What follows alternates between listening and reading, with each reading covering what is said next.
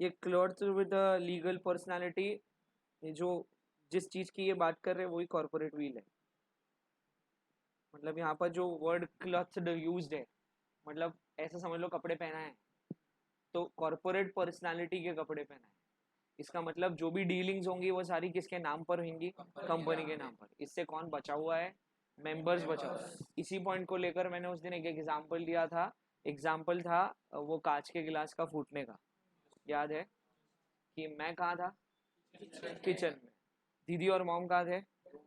Room में थे, right. फोड़ा किसने था गिलास? लेकिन मैं ब्लेम किसको कर रहा था? दीदी को। वो ब्लेम सही था क्या? रीजन? क्योंकि मम्मी ने ये बोला कि दीदी तो मेरे साथ थी, तो ऑब्वियस सी बात है कि कांच वो नहीं फोड़ सकती, या कांच का गिलास उसके हाथ से नहीं फूटा है, तो कांच का गिलास फोड़ा किसने होगा? ऑब्वियस सी बात।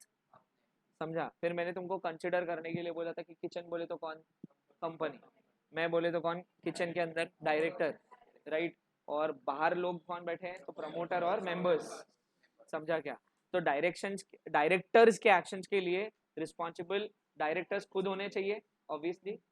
बराबर। अब इसको रिलेट कैसे करना है एक दूसरे को, एक ये चीज बता रहा हूँ, ध्यान से सुनना सिर्फ। तो क्लॉज्ड का मतलब होता कॉर्पोरेट व्हील, और कॉर्पोरेट व्हील का सबसे इजीएस्ट मीनिंग एक ही है कि जितने भी सारे कॉन्ट्रैक्ट्स होंगे वो किसके नाम पर होंगे?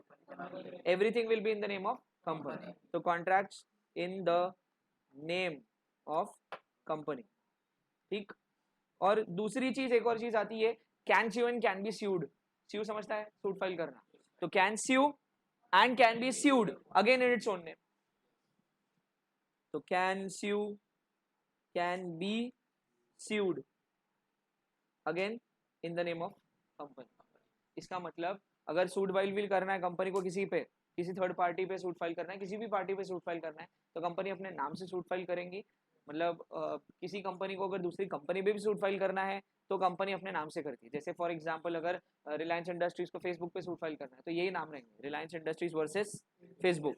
वहां पर ये नाम नहीं आएगा Mukesh Ambani versus mark Zuckerberg, ये नाम नहीं आएगा, कभी नहीं आएगा। रीजन सिंपल है, क्योंकि कंपनी इज डिग्निफाइड और set in the name of itself, not in the name of its owners. उसके नाम से सिग्निफाई नहीं की जाती, मतलब उसके नाम से जानी नहीं जाती। किसके? मेंबर के नाम से कंपनी नहीं जानी जाती, कंपनी अपने खुद के नाम से जानी जाती है। और ये खुद के नाम से जानना is nothing but corporate feel. समझ आया क्या?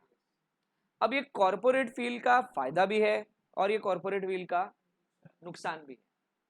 कॉर्पोरेट व्हील का फायदा भी है और कॉर्पोरेट व्हील का नुकसान भी है। सुनो, तो कॉर्पोरेट व्हील का फायदा क्या है? एक ही फायदा है, कॉर्पोरेट व्हील होने के वजह से there is limited liability of the members. Liability of members is limited. बरोबर। ये फायदा है, एडवांटेज। और नेगेटिविटी क्या है या डिसएडवांटेज क्या है इसका?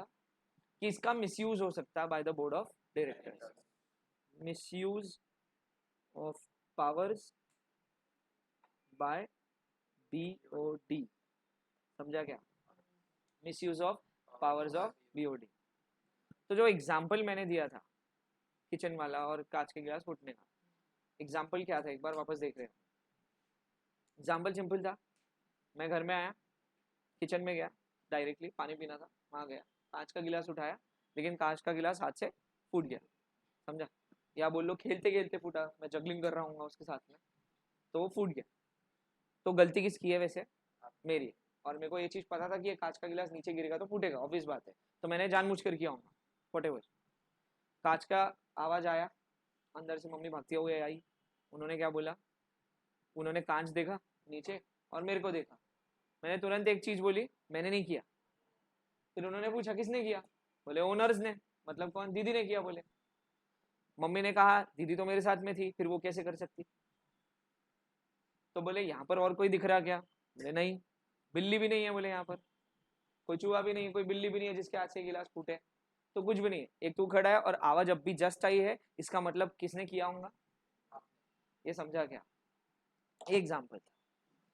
इसमें अपन ने किचन को बोला कंपनी, मैं जो वहां पर प्रेजेंट था उसको बोर्ड ऑफ डायरेक्टर, क्योंकि मैं कंपनी के अंदर होता हूं।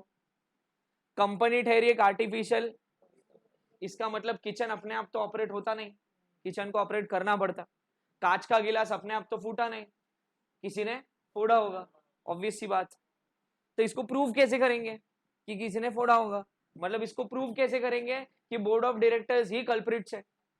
तो प्रूव कैसे करेंगे? तो प्रूव ऐसे होता कि वहां पर कॉर्पोरेट व्हील वाले कॉन्सेप्ट को लॉ बोलता कि हटा दो, कंसिडर करो ही मत कि कॉर्पोरेट व्हील जैसा कुछ है। बोले जैसा सोल ट्रेडिंग में होता था, जैसा पार्टनरशिप में होता है, जैसा एचयूएफ में होता है, ये तीनों में जिस तरीके से ट्रीटमेंट दिया जाता था उसी तरीके का treatment company form of organization को भी दो जब बात है कोई बात पता करने की, मतलब इन्वेस्टिगेशन की। ठीक है, इन तीनों में क्या होता था? इन तीनों में कॉर्पोरेट पर्सनालिटी का कोई फीचर नहीं है, कॉर्पोरेट व्हील का कोई कॉन्सेप्ट नहीं है, जिस वजह से इन तीनों में भी जो भी इनके ओनर्स या मेंबर्स है उनकी लाइबिलिटी अनलिमिटेड बताई गई है। याद है क्या ये सब? सोल ट्रेडर, पार्टनरशिप फॉर्म और एचयूएफ, करता धरता, पार्टनरशिप फॉर्म में पार्टनर्स और सोल ट्रेडर में सोल ट्रेडर ऑब्वियसली। तो सबकी लाइबिलिटी कैसी है? अनलिमिटेड। और एक ही कारण है, there is no separation of ownership and management because there is no separate legal entity. और जब सेपरेट लीगल एंटिटी का कॉन्सेप्ट नहीं है तो उनकी लाइबिलिटी, ओनर्स की लाइबिलिटी हमेशा अनलिमिटेड ही नजर आती है। ये समझ आ गया? सिंपल है। तो क्या बोला कि कंपनी में कॉर्पोरेट व्हील के कॉन्सेप्ट को अभी के लिए डिसरिगार्ड करो, मतलब कंसिडर मत करो, क्योंकि हमको ये फाइंड आउट करना है कि कांड एक्चुअली किसने किया है। ये समझा क्या? तो फाइंड आउट करने के लिए कॉर्पोरेट पर्सनालिटी वाले फीचर को साइड में रखना पड़ेगा और कंपनी को इनके जैसा ही ट्रीटमेंट देना पड़ेगा, कि इनके जैसा सोल ट्रेडर, पार्टनरशिप और एचयूएफ के जैसा ट्रीटमेंट देना पड़ेगा, तो असलियत पता चलेंगी कि बोर्ड ऑफ डायरेक्टर्स की कल्प्रिट्स है। समझ आया? बोले सर अगर कॉर्पोरेट व्हील रहने दिया तो क्या होगा, अगर डिसरिगार्ड नहीं किया तो क्या होगा? तो कभी पता नहीं चलेगा कि कल्प्रिट बोर्ड ऑफ डायरेक्टर्स है। हमेशा गलत कौन नजर आएंगी? कंपनी। समझ आया? क्योंकि कॉन्ट्रैक्ट भी किसके नाम पर है? कंपनी के नाम पर। उसके अंदर का फ्रॉड भी किसके नाम पर ही हो रहा? कंपनी के नाम पर। पैसे खाते हुए कौन दिख रही? तो पिक्चर में कल्प्रिट दिख रही कंपनी, लेकिन बात कुछ और है, क्योंकि इसी फीचर का किसी ने गलत इस्तेमाल किया है, और वो किसी ने कौन है? जो कंपनी को चला रहे। और कंपनी को कौन चला रहे? वो है बोर्ड ऑफ डायरेक्टर्स। सिंपल है बहुत। समझ आया? क्लियर है?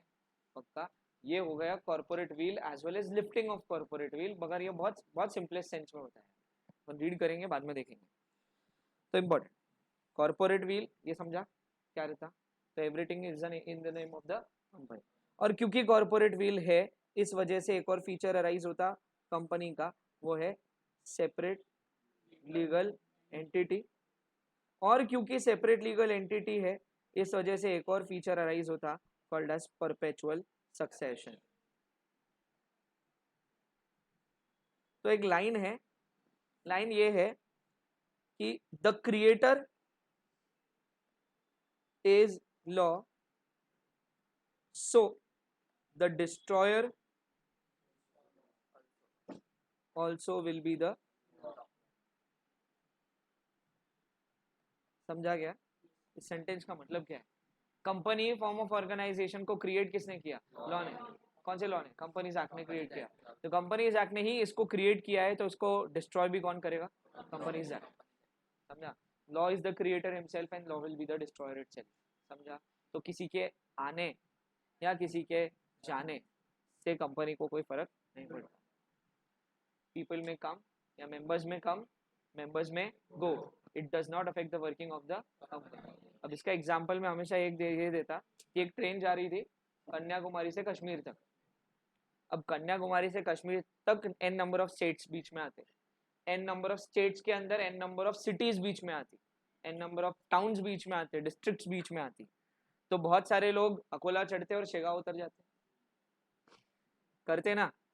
तो क्या इससे ट्रेन मास्टर ये बोल देता कि नहीं मैं ट्रेन वहीं रोक देता क्योंकि ये उतर गए, अंकुश भैया उतर गए यहाँ पर, तो इसके लिए आगे ट्रेन नहीं चलेंगी अब। बोले अकोला में चढ़े थे और शेगांव में उतर गए, यहीं बंद कर दो बोले ट्रेन। ऐसा होगा क्या? नहीं ना, ऐसा नहीं होने वाला। ट्रेन अपने डेस्टिनेशन तक जाएंगी। कहाँ से कहाँ तक जा रही? कन्याकुमारी से कश्मीर जा रही तो जाएंगी, किसी के आने और किसी के जाने से फर्क नहीं पड़ता। तो सिंपल है, ट्रेन मतलब कंपनी और पैसेंजर्स मतलब मेंबर्स। तो पैसेंजर्स चढ़ते और उतरते, लेकिन इससे ट्रेन चलती रहती। एक और आखिरी एग्जांपल, जैसे जो भी डेस्टिनेशन वाली ट्रेन रहती है, जैसे फॉर एग्जांपल अहमदाबाद जाने वाली ट्रेन है, तो वो ट्रेन ना सूरत तक के बहुत खाली हो जाती,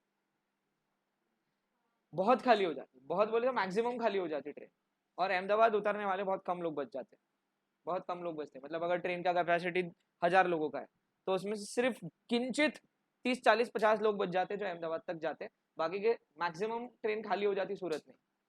अब बोले सर आप ये एग्जाम्पल क्यों दे रहे हैं, तो अगेन मैक्सिमम लोगों के खाली हो जाने से भी ट्रेन रुकती नहीं, अहमदाबाद वालों के पैसे अहमदाबाद वालों के लिए हुए ना, तो उनको अहमदाबाद पहुंचाना पड़ेगा। बस वैसे ही सेम केस है कि कंपनी को क्रिएट किया लॉ ने, तो वो बन भी होंगी लॉ के हिसाब से, तो किसी मेंबर के आने जाने से कंपनी को कोई फर्क नहीं पड़ता। That is perpetual succession, members में कम मेंबर्स में वो, it does not affect the working of the company, company के कामकाज पर इस बात का कोई असर समझ आया पक्का। अगेन ये फीचर काय में से निकल के आता, that is separate legal entity. तीसरा फीचर जो हम ऑलरेडी पढ़ चुके हैं वो है लिमिटेड लाइबिलिटी ऑफ मेंबर्स। ये कहाँ से आता अगेन, सेपरेट लीगल एंटिटी। बोले सर ये सेपरेट लीगल एंटिटी से कैसे आता, सुनो, तो मैंने तुमको स्टोरी बताते वक्त ये बताया था कि जो रिलायंस इंडस्ट्रीज है उसके करीबन 10 लाख शेयर होल्डर्स है, टेंटेटिवली 10 लाख शेयर होल्डर्स है। 10 लाख शेयर होल्डर्स को कंपनी में बुला सकते क्या रोज, नहीं, कुछ तो खुद ही मना कर देंगे। रीजन सिंपल है, उनके पास में शेयर ही गिनती के 10 15 20 शेयर 100 शेयर, 100 शेयर पे आने वाला डिविडेंड कितना सर, 1500 2000 रुपए साल भर के लिए आना जाना, कितने रुपए के लिए, सिर्फ 2000 रुपए के लिए पूछा, तो पहले तो वो कट जाते। दूसरा कंपनी ये बताती भैया 10 लाख शेयर होल्डर को रखेंगे किधर कंपनी के अंदर, जगह ही नहीं। दूसरा रीजन ये हो गया, तो बोले एक कंसेप्ट निकाला। कंसेप्ट क्या निकाला कि जो 10 लाख शेयर होल्डर्स है इनको लोग रिप्रेजेंट करेंगे कंपनी में, मतलब board of director. So board of directors are the representative of the shareholders. Board of directors shareholders के बिहाफ पे कंपनी को चलाते। बोले सर अभी तो आप बोल रहे थे कि कंपनी एक कॉर्पोरेट पर्सनालिटी है, सारा खुद के नाम से करती, तो खुद ही करती होंगी ना, नहीं, company at the same time cement concrete वाली है, मतलब कंपनी एक आर्टिफिशियल पर्सन है। तो जब कंपनी को आर्टिफिशियल लीगल पर्सन बोल दिया तो कंपनी खुद से तो काम नहीं कर सकती, तो कंपनी को रिक्वायर्ड है ह्यूमन एजेंसी। ह्यूमन एजेंसी मतलब कोई इंसान रिक्वायर्ड है जो कंपनी को चलाए। वो इंसान कौन है, बोर्ड ऑफ। इनको अपॉइंट किसने किया, शेयर होल्डर्स। तो शेयर होल्डर्स के रिप्रेजेंटेटिव्स है बोर्ड ऑफ डायरेक्टर्स, जो कंपनी को मैनेज करते हैं, मतलब कंपनी को चलाते on behalf of the share holders. अभी समझ आया पक्का, on behalf of the share holders. तो बोले सर अगेन इसमें से कहां से निकल के आ रहा पॉइंट अपना, तो मैनेजमेंट चला गया बोर्ड ऑफ डायरेक्टर्स के हाथ में, और ओनरशिप अभी भी है शेयर होल्डर्स के हाथ में, ये सेपरेट हो गया। तो बोले सर जो पर्सन कभी कंपनी में आया ही नहीं, सर दीदी कभी किचन में आई ही नहीं, तो वो कांच का गिलास फोड़ कैसे सकती, राइट। तो सर जब मेंबर्स कंपनी में आए नहीं, तो मेंबर्स को आप पूरी तरीके से लाइबल कैसे ठहरा सकते, और आप ये बोल ही नहीं सकते कि उन्होंने कोई काम किया है। फिर पता करते, तो बोले कंपनी में था कौन, तो पता है, अब इस बात को बस प्रूव करना था, तो प्रूव हो गया कि इस सेपरेशन को डिसरिगार्ड किया गया, सेपरेट लीगल एंटिटी वाले कॉन्सेप्ट को साइड में रखा, सेपरेशन ऑफ ओनरशिप और मैनेजमेंट को भी साइड में रखा, और फाइनली देखा कि भाई इसमें जो एक्चुअल कल्प्रिट है वो कौन है, तो बोले बोर्ड ऑफ डायरेक्टर। घूम फिर पे के बाद उसी चीज पर आती, दैट इज कॉर्पोरेट व्हील। तुम सारे फीचर्स देख लो, सारा घूम फिर के एक ही जगह आके रुकेगा, that is separate legal entity है, दैट इज कॉर्पोरेट व्हील। समझ आया पक्का। ये बहुत फाइन फीचर्स है, मतलब सबसे important, separate legal entity, perpetual succession, limited liability, और can sue and can be sued in the company's name. ठीक है पक्का। एक फीचर आखिरी ये रह जाता कि जब सारा कंपनी के नाम पर हो रहा तो साइन कौन करेगा, तो लॉजिकली वैसे कंपनी ने साइन करना चाहिए, लेकिन कंपनी अगेन क्या है, तो कंपनी साइन, तो इसके लिए कंपनी की सिग्नेचर बनाई गई, कॉल्ड एज कॉमन सील। मगर 2017 या 2015 के अमेंडमेंट के बाद से कॉर्पोरेट व्हील हो गया ऑप्शनल, 2017 के अमेंडमेंट के बाद से हुआ कॉर्पोरेट व्हील ऑप्शनल हो गया। तो कोई जो कंपनीज बन रही उनको कॉमन सील रखते भी आता, और कुछ कंपनीज को कॉमन सील डिसरिगार्ड कर दिया, मतलब उनको नहीं भी रखना है तो वो नहीं रख सकते, जरूरी नहीं। लेकिन अगर कॉमन सील आपने बनाया है, रजिस्टर करवाया है, तो हर कंपनी के डॉक्यूमेंट पर कॉमन सील लगना चाहिए। और अगर कॉमन सील आपने बनाया नहीं है तो आपको फिर वो डॉक्यूमेंट पर पेस्ट करने की जरूरत नहीं है, तो बोले सर साइन कौन करेगा तब? तो तब 2 डायरेक्टर्स और एक कंपनी सेक्रेटरी साइन करते हैं, at least 2 directors and a company secretary. काय के लिए? बोले सर साइन करना इतना इंपॉर्टेंट क्यों है? तो जो भी उसके अंदर लिखा हुआ है उन डॉक्यूमेंट्स पर, चाहे वो डॉक्यूमेंट कोई भी रहे, कंपनी से रिलेटेड कोई भी डॉक्यूमेंट रहे, जो भी उन डॉक्यूमेंट्स पर लिखा हुआ है सर उसकी जिम्मेदारी लेगा कौन? तो साइन करने वाले लोग जिम्मेदार हैं। समझ आया क्या? पक्का सिंपल। जैसे अगर मैंने किसी पर्सन से शर्त लगाई, ओरल शर्त को कोई मतलब नहीं है, तो मैं क्या बोलूंगा? लिख कर दे। उसने लिख भी दिया, लिख दिया, उसने एक स्टेटमेंट लिखा, हाँ ठीक है अगर मैं शर्त हारा तो मैं सर को इतने इतने पैसे दूंगा। मैंने भी यही लिख कर दिया कि अगर मैं पैसे हारा तो मैं स्टूडेंट को इतने इतने पैसे दे दूंगा। सिर्फ लिखा है, साइन भी करवाता आदमी। साइन क्यों करवाते? एक ही रीजन की वजह से कि ताकि कल को कोई जाकर डिनाई ना कर सके, इस बात से पीछे ना हट सके। तो सिग्नेचर का इंपॉर्टेंस है। तो कॉमन सील नहीं भी है तो सिग्नेचर करने के लिए डायरेक्टर्स होने चाहिए, और कॉमन सील है तो एक डायरेक्टर और कॉमन सील, इतना होना ही चाहिए। खत्म हो गया। तो these are features of a company. अब इसमें से केस स्टडी निकालो मैकओरा वाली, उधर ही सेकेंड नंबर के पेज पर दी हुई है। फीचर्स के पूरा चार्ट है ऊपर, जिस पेज पर फीचर्स का चार्ट है उसी पेज पर सबसे नीचे दिया हुआ है मॉड्यूल्स में। मिला? उस टॉपिक का हेडिंग क्या है? जिसमें वो केस स्टडी दी हुई है उस टॉपिक का हेडिंग क्या है? Separate legal entity. अब इसमें है ना, देखो शॉर्टकट कॉन्सेप्ट बता रहा हूँ, बाद में केस पढ़ते हैं अपन। कॉन्सेप्ट ये इस पार्ट का कि एक इंश्योरेंस पॉलिसी है और इंश्योरेंस निकाला था कंपनी के गुड्स के लिए। काय के लिए निकालना था? कंपनी के लिए इंश्योरेंस निकालना था, या कंपनी के लिए जो गुड्स आए उसके लिए इंश्योरेंस निकालना था। अब इस कंपनी का ओनर है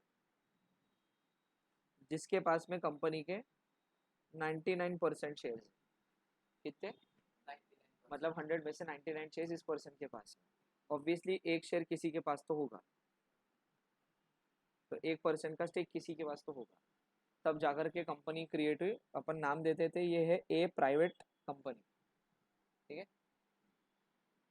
क्या है इसमें कॉन्सेप्ट? ये है कि कंपनी ने कुछ गुड्स मंगवाए थे,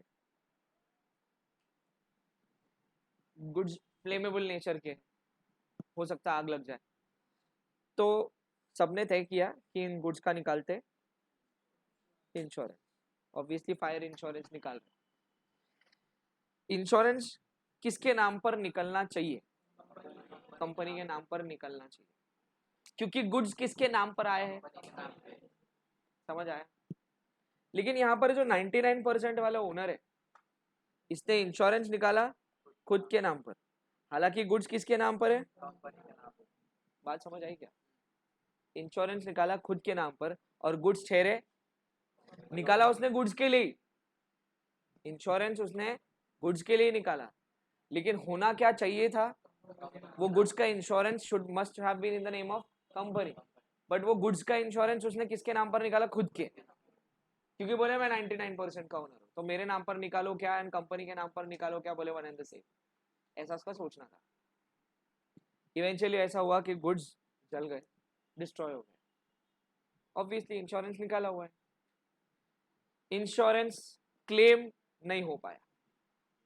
रीजन कि वो कॉन्ट्रैक्ट कंपनी के नाम पर नहीं था, इस वजह से वो इंश्योरेंस क्लेमेबल नहीं है, क्योंकि गुड्स कंपनी के नाम पर है और इंश्योरेंस उस 99% वाले ओनर के नाम पर है।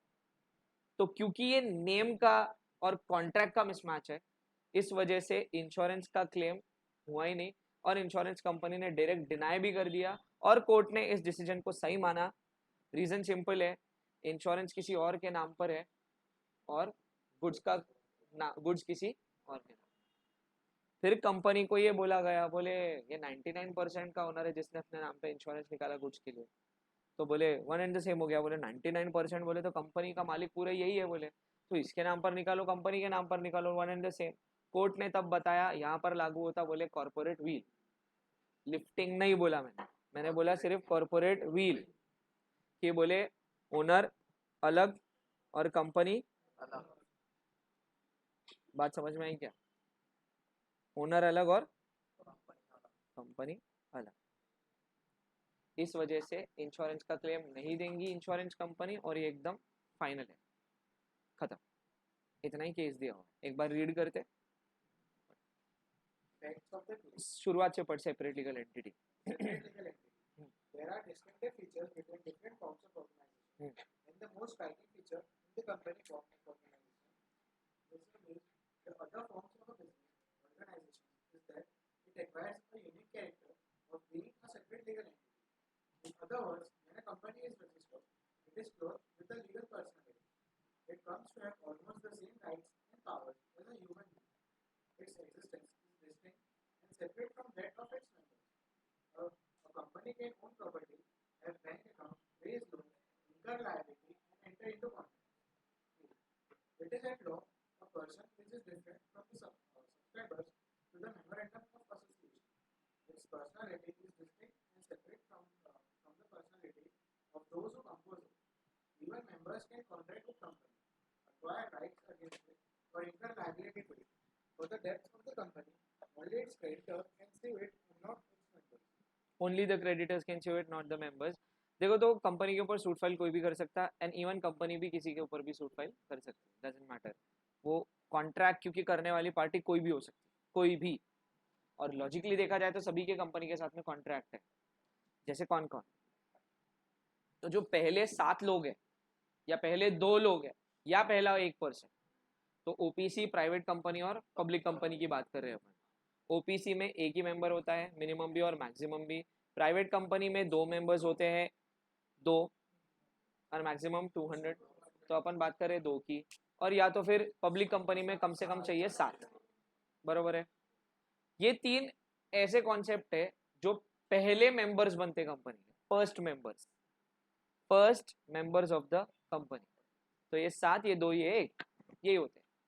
अब ये फर्स्ट मेंबर्स जब बने कंपनी के, इन्होंने शेयर परचेज करके मेंबरशिप नहीं लिया, इन्होंने एमओए और एओए साइन करके मेंबरशिप लिया।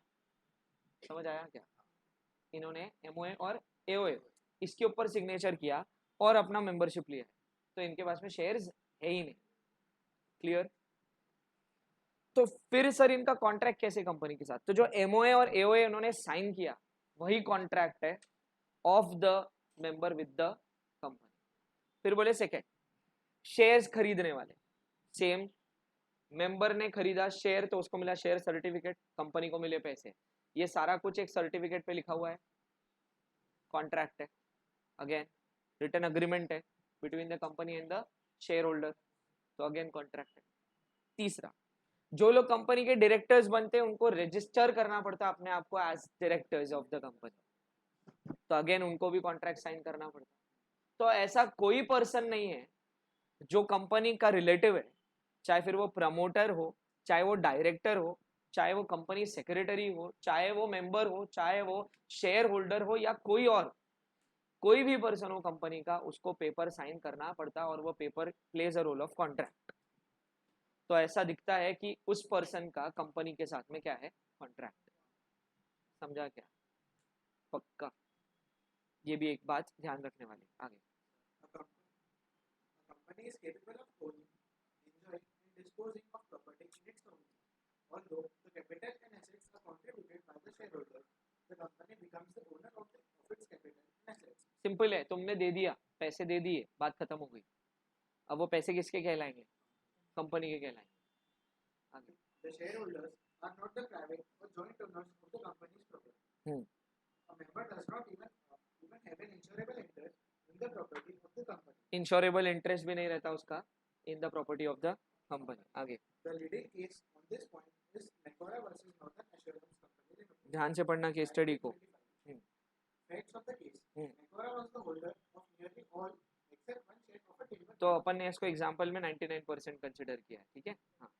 He was also a major creditor of the company and insured the company's timber in his own name. हाँ, The timber insured the companies timber in its own name, मतलब timber किसके नाम पर है? तो अपन ने बोला गुड्स किसके नाम पर है? कंपनी के नाम। और इंश्योरेंस किसके नाम पर निकला? मैकॉरा के नाम पर निकाला, मतलब उसने खुद ने अपने नाम पर निकाल लिया। समझा? आगे, the timber was lost in a fire and claimed insurance compensation. And the insurance company was not liable to him as no shareholder has any right to any item of the property hmm owned by the company, hmm or he has no legal or equitable interest in them. खत्म. आगे. Perpetual succession. तो perpetual succession simplest way में यही है, members में come members में को, it does not affect the working of the company. और ये फीचर अगेन किस वजह से मिल रहा है? Separate legal entity, corporate wheel. Next point क्या है?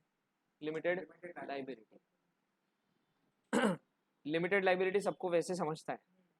Originally limited liability is of the member of the company, ये सेंटेंस लिखा जाता, ऑब्वियस बात है. लेकिन अगेन जैसी बात लाइबिलिटी की करते, तो again there are types on the basis of liability. Types of what? Types of company on the basis of liability. एक है section 2 subsection 22, 21 company on basis of, समझ आया? हाँ, तो इसमें 3 डिवीजन है. section 2 subsection 22 that is company limited by shares. दूसरा है कंपनी लिमिटेड बाय गारंटी. और फाइनली अनलिमिटेड लाइबिलिटी कंपनी. ठीक. अब इसमें सर प्रॉब्लम क्या है?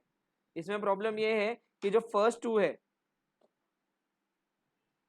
टू केसेस है, इसके अंदर कंपनी का लाइबिलिटी लिमिटेड है.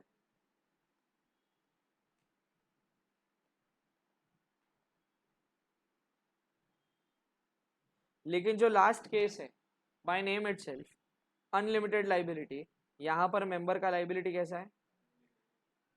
सॉरी मैंने गलत लिखा.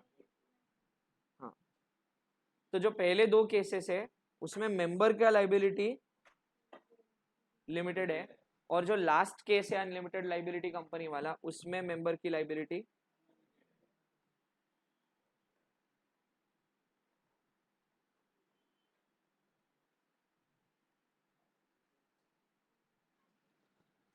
अब अनलिमिटेड लाइबिलिटी का मतलब क्या?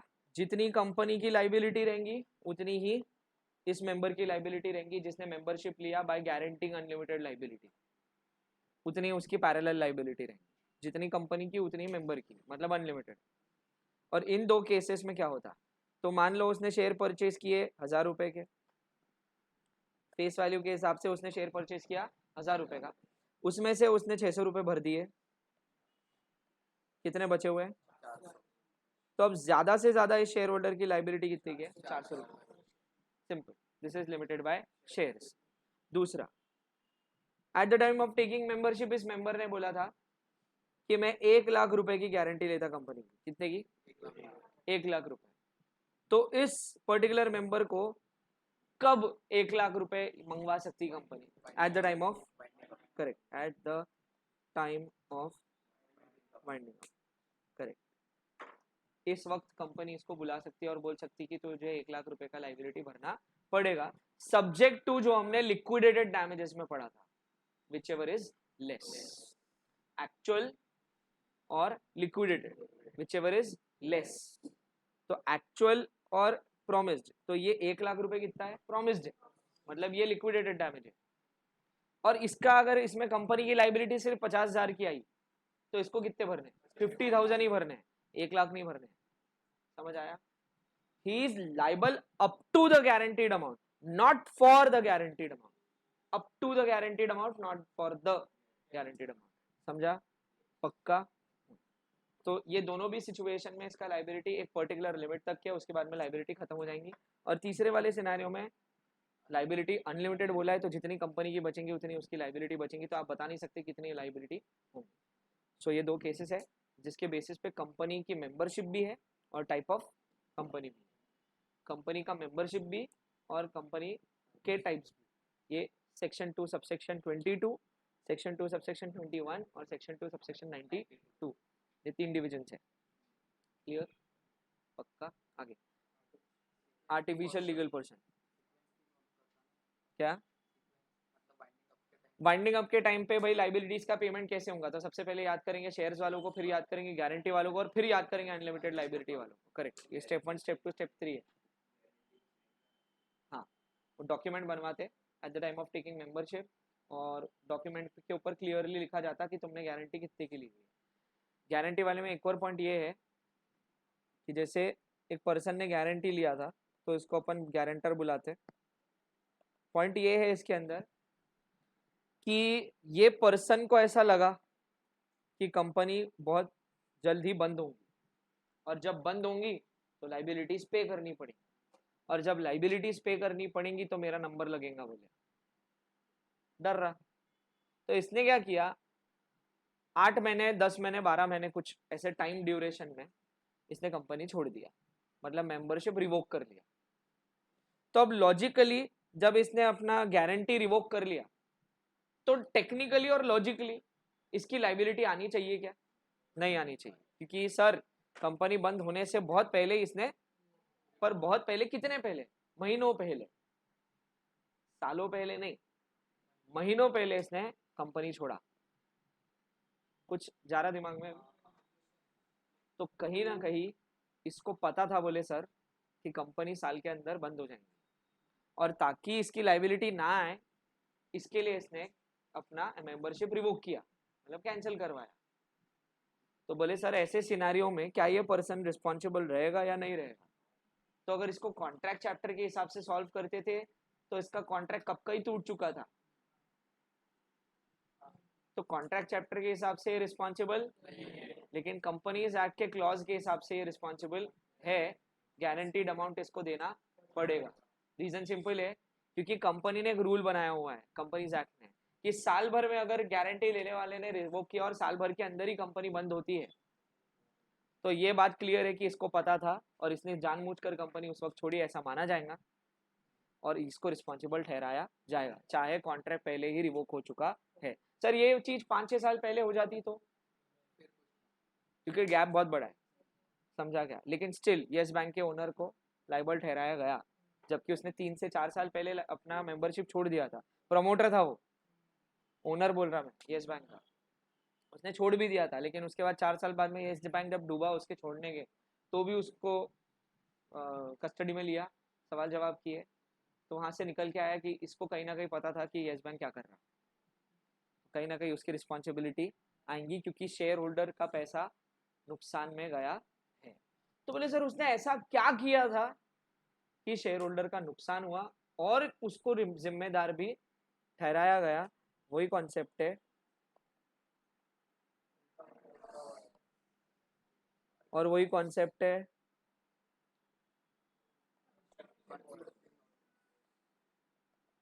एंड अगेन उसी पे बेस्ड कॉन्सेप्ट है इंडोर। ये जो तीनों प्रिंसिपल जाते हैं, ये तीनों प्रिंसिपल काम उसी पर बेस्ड है, अल्ट्रा, कंस्ट्रक्टिव और इंडोर। इसमें से सबसे इजी कंस्ट्रक्टिव नोटिस है, सबसे इजी है, क्योंकि कंस्ट्रक्टिव नोटिस का मतलब सिंपल है। जिससे इजीएस्ट वे टू अंडरस्टैंड ये है कि मान लो मैं कंपनी है तो ऑब्वियसली मैं चुप बैठूंगा, लेकिन तुम सारे क्या काय के लिए आए यहाँ पर? पढ़ने आए हो, अब डील करने आए हो मेरे से। मैंने क्या किया, मतलब कंपनी ने क्या किया?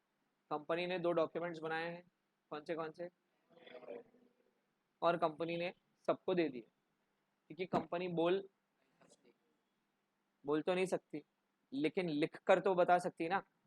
तो लिखा हुआ क्या है? एमओए और, तो जब एमओए और एओए कंपनी ने सबको दे दिया है, तो किसी ने पढ़ा नहीं पढ़ा डजंट मैटर, वो रिस्पॉन्सिबल रहेगा, क्योंकि कंपनी ने कहीं गलत नहीं किया।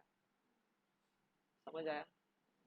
अगेन एक और एग्जांपल छोटा सा, कि मान लो बुक में से मैंने कोई कॉन्सेप्ट है जो पढ़ाया, लेकिन तुम उस वक्त नींद में थे क्लास के अंदर, तुमने ध्यान नहीं दिया और वो कॉन्सेप्ट के अपन आगे निकल गए। फिर बाद में उस नींद वाले पर्सन से ही मैंने पूछा कि बता, वो प्रिंसिपल जिसमें वो नींद में था, वही प्रिंसिपल उसी से पूछ लिया, वो बता नहीं पाया, वो बोले सर आपने ये पढ़ाया ही नहीं। ऐसा उसने क्या बोला? आपने पढ़ाया ही नहीं। अब इधर बताओ गलती किसकी है? सोने वाले की गलती है, बरोबर है, नींद लेने वाले की गलती, क्योंकि आपने तो पढ़ाया, उसने ध्यान नहीं दिया, या फिर बोलो उसने पढ़ा नहीं। ये समझा क्या? अब इसको इसी एग्जाम्पल को कंपनी पे शिफ्ट करते हैं। तो बड़ी सी बिल्डिंग है, पॉश बिल्डिंग है, कंपनी सिक्योरिटी गार्ड वगैरह लगे हुए हैं, बहुत बड़ा एरिया है। इमेजिन कंपनी का जो एंट्रेंस है, एंट्रेंस के बाहर कंपनी ने एक छोटा सा स्टैंड लगा कर रखा हुआ है, और स्टैंड के ऊपर कंपनी ने बड़े बड़े अक्षरों में और एक बड़ी सी किताब, 2 किताबें हैं, एक एमओए की और एक ये रखी हुई है, बराबर है। कहाँ पर रखी हुई है? एग्जैक्टली एंट्रेंस पर। तो अंदर जाने वाले और बाहर आने वाले व्हाटएवर पीपल, उनको सामने दिख रहा है एमओए और एओए रखा है। अब रखा क्यों है? पढ़ने के लिए, समझ आया? लेकिन कोई पर्सन है जिसने देखा क्या किताबें है, पर उसने सिर्फ किताब ऊपर से देखकर अंदर चला गया, समझा क्या? तो अभी फिलहाल गलत कौन है? अभी इतने सिनेरियो में गलत कौन है? वो पर्सन, क्योंकि उसने पढ़ना चाहिए था लेकिन पढ़ा। अभी समझ आया? तुम कंपनी को जिम्मेदार ठहरा सकते क्या? कंपनी स्पून फीडिंग के लिए नहीं बैठी। स्पून फीडिंग का मतलब कंपनी तुमको बिठाएंगे और बोलेंगे नहीं नहीं एमओए पढ़, मैं पढ़ाती तेरे को, ऐसा नहीं हो सकता। कंपनी ने अपनी जिम्मेदारी तभी खत्म कर ली थी जब एमओए और एओए इजीली अवेलेबल करा दिया था इजीली अवेलेबल? कहाँ था? पढ़ा था, वहीं पे पढ़ लेना था तुमने, तुम्हारी जिम्मेदारी थी। अब ये गेट पे ना रखते हुए, ध्यान से सुनना, कि कंपनी ने ये अपलोड कर दिया था अपनी खुद की वेबसाइट पर, साथ ही साथ आरओसी की वेबसाइट पर अपलोडेड था, जहां से दुनिया का कोई भी पर्सन, चाहे वो मेंबर हो भी या ना भी, वो भी एमओए और एओए देख सकता है। समझा क्या? दुनिया का कोई भी मेंबर या दुनिया में कोई भी इंडिविजुअल वो एमओए और एओए पढ़ सकता था, क्योंकि कंपनी ने बहुत इजीली अवेलेबल कराया हुआ है। तो बाय ऑर्डिनरी डिलीजेंस उस पर्सन के हाथ में थी सिचुएशन, और उसका काम था पढ़ना, लेकिन उसने पढ़ना जरूरी और डायरेक्टली कंपनी से कर लिया डील। ये समझ आया क्या? तो इस सिनारियो में अभी तक जो एग्जांपल मैंने दिया, इसमें गलत कौन? वो पर्सन, क्योंकि काम था उसका पढ़ना और डॉक्यूमेंट बहुत इजीली भी अवेलेबल था, तो उसको कोई बहुत एफर्ट्स नहीं लेने थे, लेकिन स्टिल उसने पढ़ना जरूरी नहीं समझा। तो यहाँ पर इतने एग्जाम्पल में गलत वो पर्सन को ठहराया गया, बिकॉज वो पर्सन जो है वो निग्लेक्ट है, मतलब नेग्लिजेंट पर्सन है। नेग्लिजेंट बोले तो उस पर्सन ने कंपनी के डॉक्यूमेंट्स को कर दिया इग्नोर, अवॉइड, जो उसने नहीं करना चाहिए। ये समझ आया? अब उसने डॉक्यूमेंट्स तो रीड किए ही नहीं और कंपनी से कर लिया डील, मतलब एक आउटसाइडर है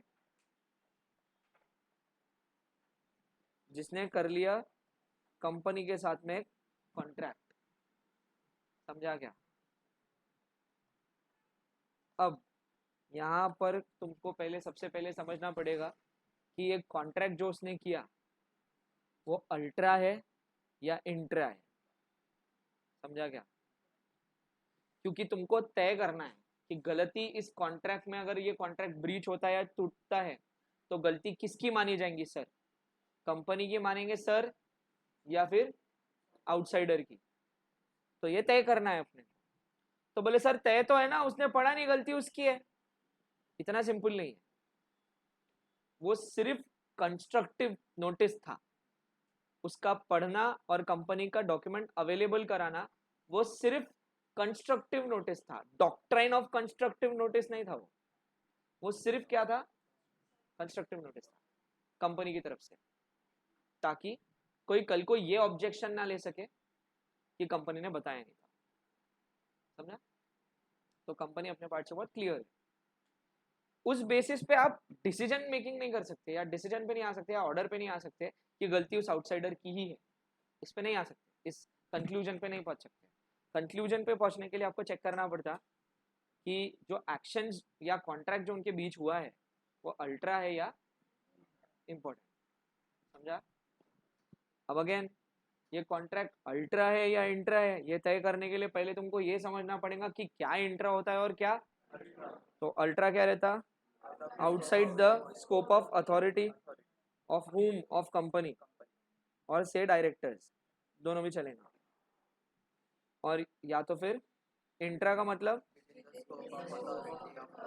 with in the scope of authority and out of the scope of authority, मतलब अथॉरिटी के अंदर और अथॉरिटी से बाहर। अगर अथॉरिटी से बाहर है तो चलेगा क्या? नहीं, तो सीधा सीधा आउट ऑफ स्कोप मतलब वॉइड, सीधा वॉइड, समझ आया?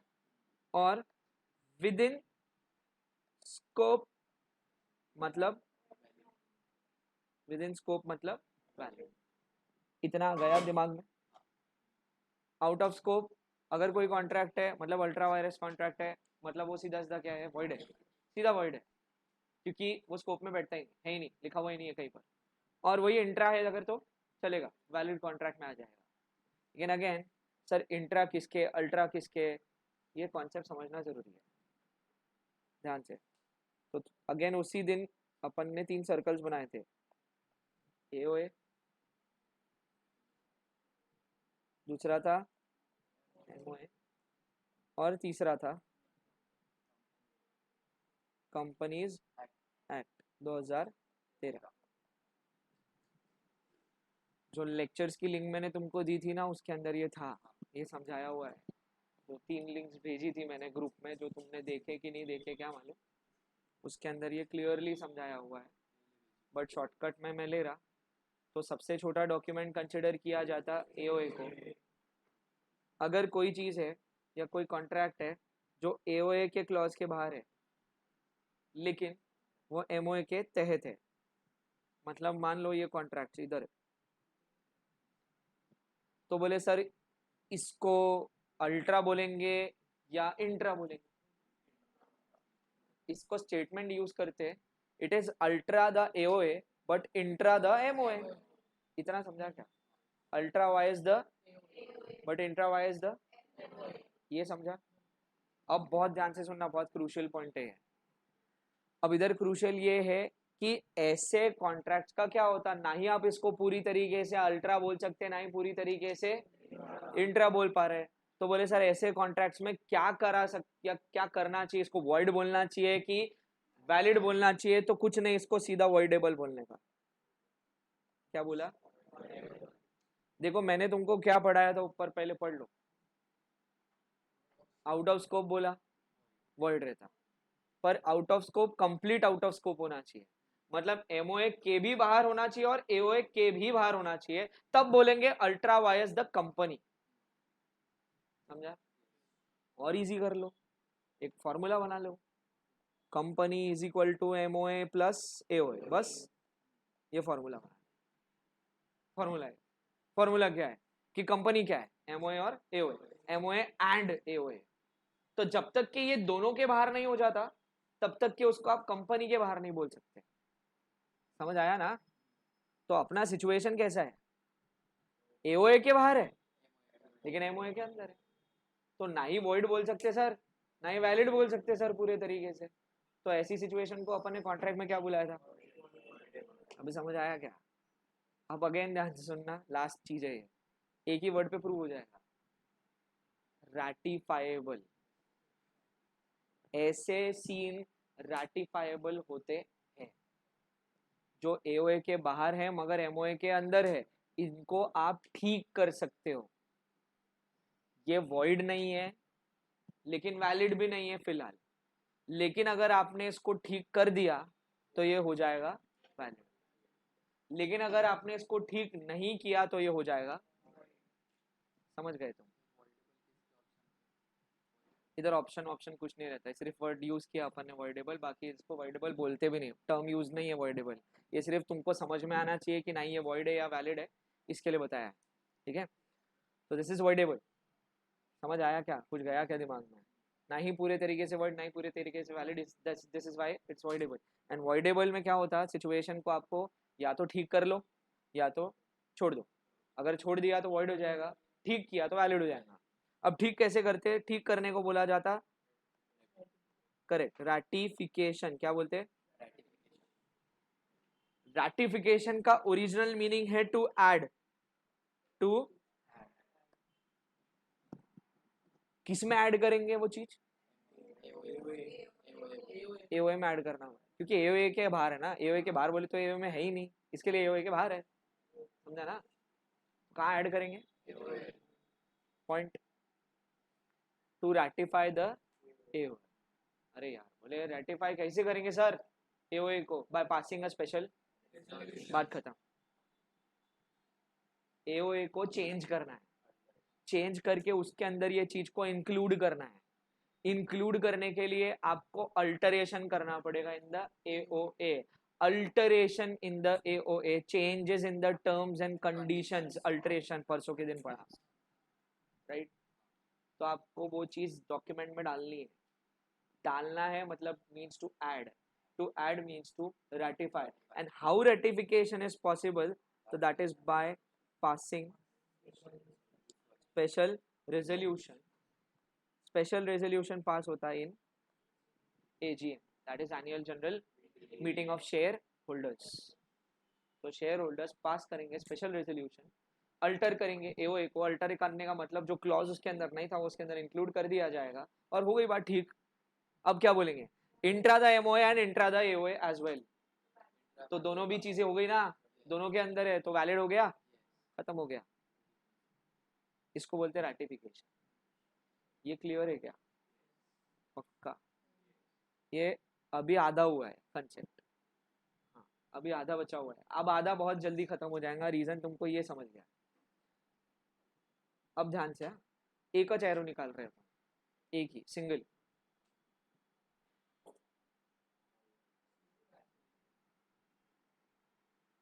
इसका मतलब बताएगा कोई? ये सिंगल एरो एओए और एमओए के, तो हम इसको स्टेटमेंट लिख सकते हैं, it is ultra vires the MOA and AOA. Ultra vires the MOA and, sir पर यार सर आपने तो पूरा निकालने का था ना सर, अभी और कंफ्यूज कर दिया। अभी आप अभी कंपनीज एक्ट के अंदर आ रहा, अभी क्या करेंगे? आपने तो बताया नहीं कुछ भी। तुम बताओ क्या करेंगे? चलाएंगे या नहीं चलाएंगे? बताओ।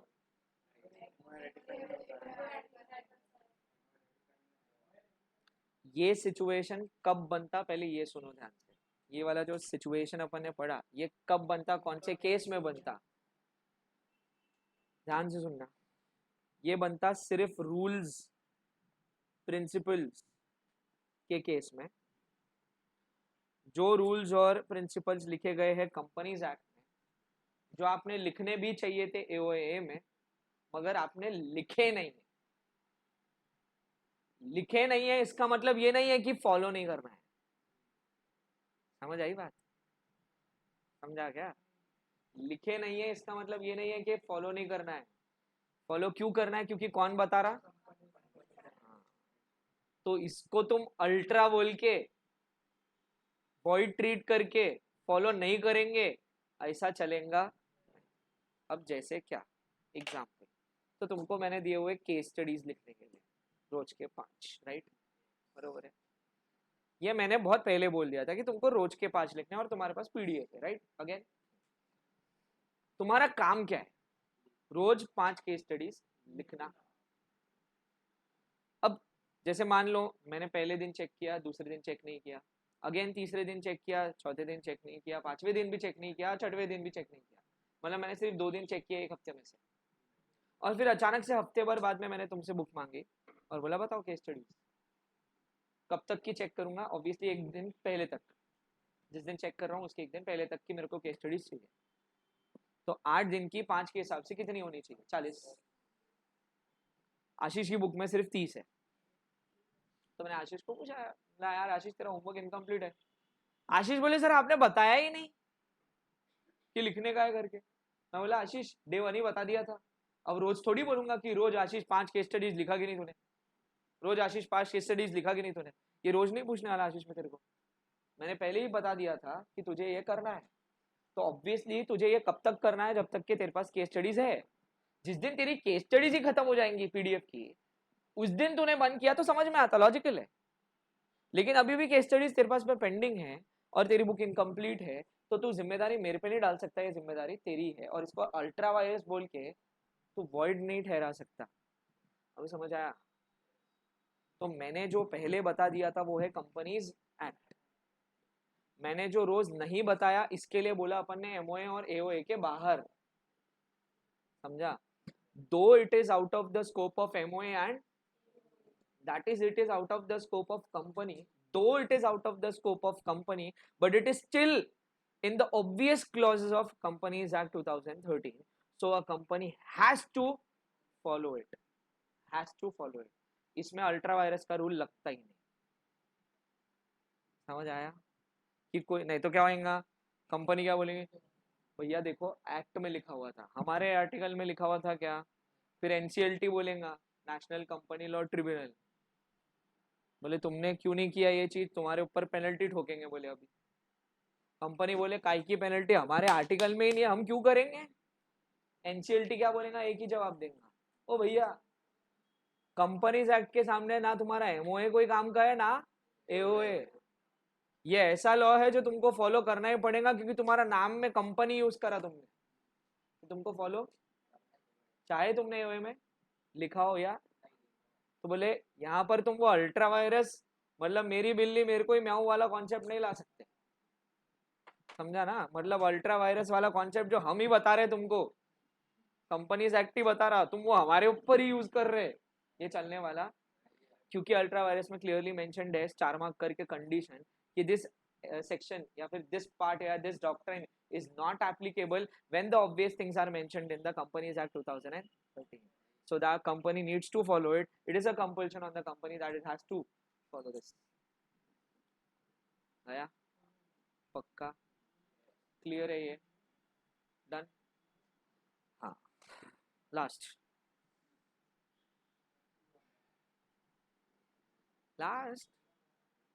पूरा बाहर। अब ना कंपनीज एक्ट में, ना एमओए में है, ना ही एओए में, तो ये कंप्लीट अल्ट्रा वायरस एक्ट है। Complete ultra vires the company, non ratifiable, not implied, कुछ भी नहीं बोल सकते, सीधा अल्ट्रा वायरस एंड सीधा वॉइड। क्लियर? सीधा अल्ट्रा वायरस एंड सीधा वॉइड। गया दिमाग में? इसको तुम एक्सप्लेन करो कैसे, कैसे हो गए? एओए में भी नहीं है, एमओए में भी नहीं है, कंपनीज एक्ट में नहीं है सर जो चीज, तो ऐसी चीज सीधा सीधा बहुत ही ज्यादा बाहर हो रही सर, अभी यूनिवर्स के बाहर चला गया अभी। हाँ तो ये सीधा क्या हो जाएगा, वॉइड। क्योंकि सर देखो अगर कंपनीज में होता तो करेक्शन करने का चांस होता, सर एमओए में भी होता, एओए के बाहर होता तो भी करेक्शन करने का चांस होता, लेकिन सर आपने कांड ही ऐसा किया जो करेक्शन कर ही नहीं सकते सर, क्योंकि कहीं पर नहीं लिखा हुआ है, तो ऐसे के लिए सीधा कर देंगे वॉइड। समझा क्या? बोले सर ये तो इलीगल होना चाहिए। इलीगल क्यों नहीं बोल रहे आप? अरे अगर इलीगल भी बोलना था तो लॉ बताता था ना इलीगल है मत कर, ये बोलता था। कॉन्ट्रैक्ट चैप्टर का पहला दिन दूसरा दिन है ये, जिस दिन मैंने तुमको बताया था कि लॉ दो चीजें बोलता है, एक अच्छी भी और एक बुरी भी, ये दोनों बताता, लेकिन कुछ चीजों के लिए लॉ साइलेंट है। तो ये वाला जो चीज है वहां पर लॉ कंप्लीट, और साइलेंट चीजों के लिए लॉ हमेशा वॉइड ही रहता। ना ही वो इलीगल वाली कोई पेनल्टी लगा सकता, ना ही लीगलिटी प्रूव कर सकता। लॉ बोलता भैया मेरे को मालूम नहीं, तुम देखो भैया तुम्हारा, समझा ना, एग्जैक्टली तुम्हारा लुकआउट है। ध्यान आया? इसके लिए ये सीधा क्या है, वॉइड। अब बोले सर इसको लिखते कैसे, सबसे इशू बड़ा वही है। तो तुम्हारे बुक में कुछ सेंटेंसेस से जल्दी जल्दी देखते जाओ, जिसको जाना है वो जा सकता अभी। हाँ, हाँ स्टैट्यूटरी कंपनी बताए थे।